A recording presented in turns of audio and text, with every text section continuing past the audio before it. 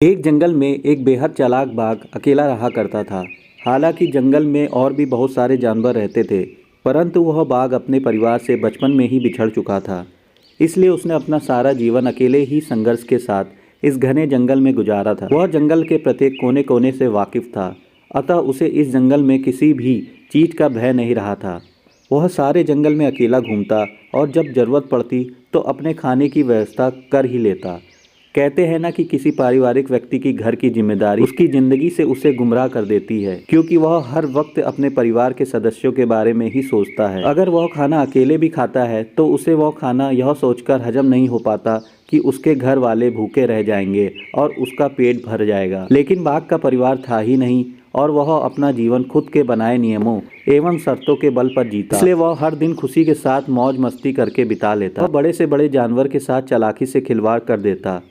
जब भी उसे अपना पेट खाली महसूस होता, वह चालाकी से जंगल में घास करने वाले जानवरों को घात लगाकर मारता और अपनी भूख शांत करता। कई बार तो किसी जानवर को उसके साथियों के सामने ही मार डालता और शिकार को दूर ले जाकर वहां अपना पेट भरता। परंतु एक दिन बाघ कुछ खराब चीज़ें खाने के कारण अपने स्वास्थ्य को बिगाड़ देता है और कमज़ोर पड़ जाता है। परंतु फिर भी वह जीने की बहुत उम्मीद रखता है।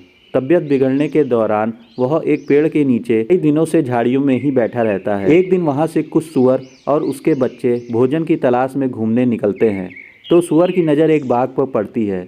वह अपनी माँ को बताता है कि माँ, पेड़ के नीचे झाड़ियों में एक बाघ बैठा हुआ है, जिसका हम शिकार करके अपने रात्रि का भोजन आराम से कर सकते हैं। बच्चा अपनी माँ से यह बात बोलता है और तेज तर्रार कानों की बदौलत बाघ यह बात सुन लेता है और एक मृतक की भांति नखरे करते हुए कुछ क्षणों के लिए अपनी सांस रोककर सो जाता है। अब जैसे ही सूअर उसके मुंह के सामने जाकर उसकी नाक सूंघता है तो वह उसे मरा हुआ समझता है और उसे अपने स्वास्थ्य के लिए हानिकारक समझकर वहां से चला जाता है।